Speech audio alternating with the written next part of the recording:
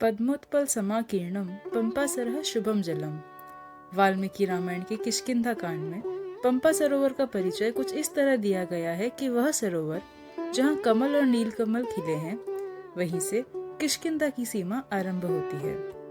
वैसे तो हमारे देश में कई सरोवर हैं, लेकिन श्रीमद् भागवत महापुराण के अनुसार पंच सरोवर का विशेष महत्व है। वो 5 सरोवर इस प्रकार हैं: चाइना में स्थित मानसरोवर, राजस्थान के पुष्कर में स्थित पुष्कर सरोवर, गुजरात के पाटन में स्थित बिंदु सरोवर, गुजरात के ही कच्छ में स्थित नारायण सरोवर और कर्नाटक के हम्पी में स्थित पंपा सरोवर, जिसकी आज हम बात करने वाले हैं। कर्नाटक के होसपेट से करीब 13 किलोमीटर दूर तुंगभद्रा नदी के किनारे बसा है हम्पी, जिसे आदिकाल में पंपा क्षेत्र भी कहा जाता था। माँ पार्वती के स्वरूप को ही पंपा कहा गया है और मान्यताओं के अनुसार शिवजी को पाने के लिए जिस सरोवर के पास माँ ने तपस्या की थी, उसे ही पंपा सरोवर कहते हैं। तुंगभद्रा नदी के तट पर स्थित विरूपक्ष मंदिर के परिसर में पंपा देवी का भी मंदिर है और विरूपक्ष के मुख्य देव शिवजी आज भी पंपापति के रूप में जाने जाते हैं। त्रेता युग में प्रभु श्री राम जब माँ सीता को ढूंढते ढूंढते किष्किंधा नगरी पहुँचे, तो सबसे पहले उनकी भेंट हुई माँ शबरी से।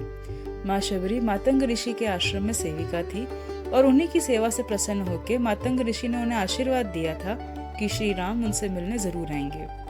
पूरी उम्र के इंतजार के बाद जब श्री राम से उनकी भेंट हुई, तो प्रेम विहल होकर उन्होंने अपने झूठे बेर अनजाने में श्री राम को खिला दिए और श्री राम ने भी प्रेम वश उसको स्वीकार किया। यहीं पंपा सरोवर के पास माँ शबरी की कुटिया थी। श्री राम ने भी शबरी के झूठे बेर इसी सरोवर के तट पर खाए थे। श्री राम से विदा लेते समय माँ शबरी ने सुग्रीव से मिलने का रास्ता भी यहीं बताया था। पानी की कमी के चलते आज पंपा सरोवर में डुबकी लगाने पर प्रतिबंध है। फिर भी हिंदू मान्यताओं के अनुसार भीगे कान हुई स्नान की मान्यता को मानते हुए भक्त थोड़ा सा पानी अपने कानों पर लगाते हैं, जिससे उन्हें यहाँ आने का पुण्य प्राप्त हो। क्योंकि त्रेता युग में किष्किंधा नगरी यही थी, आज भी यहाँ वानर वास करते हैं, पर वे बेहद शांत स्वभाव के हैं, मानो आज भी प्रभु श्री राम की भक्ति में लीन हो।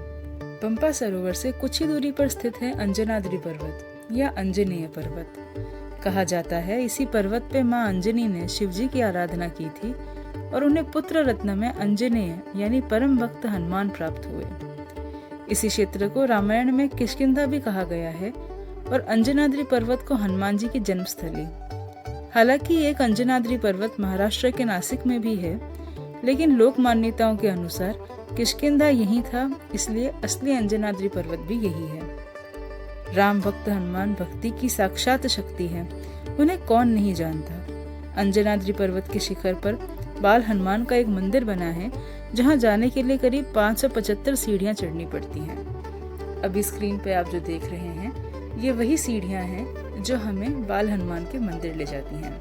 आपको हनुमान जी की वो बाल लीला तो जरूर याद होगी, जिसमें उन्होंने सूर्य को एक मधुर फल समझा था और उसे खाने के लिए छलांग लगा दी थी। कहा जाता है अंजनाद्रि पर्वत ही वो पर्वत है जहाँ से उन्होंने उड़ान भरी थी सूर्य को खाने के लिए।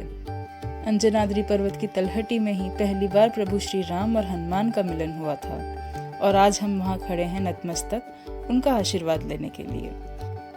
अंजनाद्रि पर्वत की हर सीढ़ी आपका धैर्य ही नहीं, समर्पण भी नापती है।